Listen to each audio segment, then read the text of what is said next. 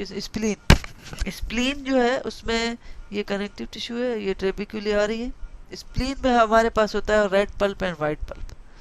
Spleen वो वायद argon है जिसमें हमारे पास लिम्फ की जगह ब्लड फिल्टर हो रहा होता है, ठीक है, ब्लड होता है, ब्लड फार्मिंग है जगह। तो वाइट एंड रेड पल्प होता है, इसमें पल्पा नहीं है, ये गलत है, इसको सही करना, ठीक है। वाइट पल्प में फिर वो पूछते हैं बीसीक्यू या ऑस्पी में भी कि क्या है, किस चीज की कंपोजिशन है। अब देखो ये वाइट पल्प है, यहाँ कनेक्टिव टिश्यू आ रहा है और इस कनेक्टिव टिश्यू में यहाँ पे लिम्फेटिक नोड्यूल पड़ा हुआ है। लिम्फेटिक नोड्यूल में ये बीच में जो है इस जर्मिनल सेंटर है। जर्मिनल सेंटर वो एरिया होता है जिसमें अगर कोई लिम्फेटिक नोड्यूल किसी इन्फेक्शन को फेस करता है तो उसमें जर्मिनल सेंटर आता है, लाइट एरिया लिम्फेटिक नोड्यूल के अंदर, वरना नहीं होगा। तो ये सेकेंडरी ऐसा लिम्फेटिक नोड्यूल जिसमें जर्मिनल सेंटर है उसको हम कहते हैं सेकेंडरी लिम्फेटिक नोड्यूल, और अगर ना हो तो प्राइमरी लिम्फेटिक नोड्यूल, ये भी पूछते हैं, ठीक है। अब यहाँ पे इसकी साइड में आप देखो तो यहाँ पे आप देखो सेंटर पे नहीं, इसेंट्रिकली एक वेसल पड़ी हुई जिसको हम कहते हैं central artery, which is away from the germinal centre, ये भी सीक्यू है, ठीक है। अब यहाँ पे मैं आगे आपको दिखाऊंगी कि पेरी आर्टीरियल लिम्फेटिक शीट वगैरह कैसे बनती है। तो ये सारी चीजें कंपोजिशन है किसमें, ये आर्टरी के गिर्द भी यहाँ पे लिम्फेटिक लिम्फोसाइट्स पड़े हैं, तो इसको हम कहते हैं पेरी आर्टीरियल लिम्फेटिक शीट सी एक बन गई।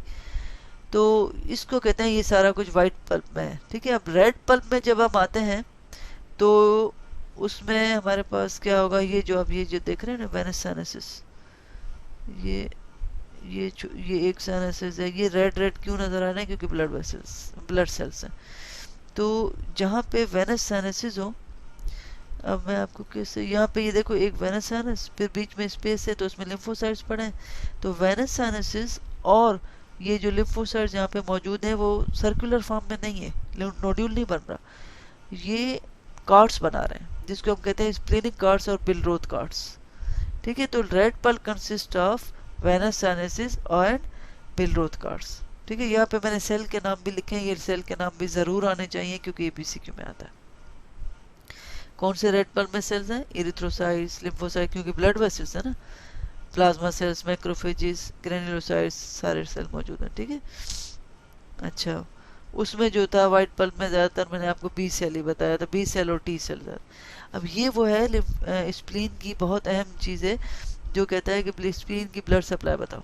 इसमें दो टाइप की होती है, close circulation and open circulation. अब ये कनेक्टिव टिश्यू है जिसमें स्प्लीनिक आर्टरी पड़ी है, ये ट्रेबिक्यूली है। तो जब स्प्लीनिक आर्टरी ब्रांच देगी ट्रेबिक्यूली के अंदर तो उसका नाम हो जाएगा ट्रेबिक्यूलर आर्टरी। इसमें वेनस सिस्टम दिखाया है, लेकिन ये यहाँ पे आप देखो तो ये जो है ना, ये एक वेन है, एक आर्टरी, तो ये ट्रेबिक्यूलर आर्टरी होगी। ट्रेबिक्यूलर आर्टरी जब व्हाइट पल्प में जाती है तो देखो आप उसके गिर्द लिम्फोसाइट्स हैं, इसको कहते हैं पेरी आर्टीरियल लिम्फेटिक शीट। फिर रास्ते में इसने नोड्यूल बनाया, तो नोड्यूल पे यह जर्मिनल सेंटर है, और ये जो आर्टरी अब नोड्यूल के अंदर से गुजर रही है वो away from the germinal centre है, सेंटर में भी नहीं है, लेकिन इसका नाम क्या होता है, सेंट्रल आर्टरी। क्या नाम है, सेंट्रल आर्टरी। फिर सेंट्रल आर्टरी आप देखो जब निकलती है तो ब्रश लाइक मैनर में ऐसे, अब इसका नाम है पेंसिलर, जैसे ब्रश आप करते हो ना पेंटिंग का ब्रश, तो इसका नाम है पेंसिलर आर्टरी। पेंसिलर आर्टरी जब आप जाते हो तो यहाँ पे ब्लू कलर की इसको कवरिंग है, एक इस जगह जहाँ कवरिंग है इसी आर्टरी का नाम हो जाता है इलिप्सॉइड आर्टरी। क्या, इलिप्सॉइड आर्टरी। अब इलिप्सॉइड आर्टरी जो है वो किससे कवर्ड है, macrophages type reticular type fibre से कवर्ड है। अच्छा, फिर जब ये आगे जाएगी तो यहाँ चली गई तो अब इसका नाम है, इस इलिप्सॉइड के बाद रेड पल्प आर्टरी। क्या नाम है, रेड पल्प आर्टरी।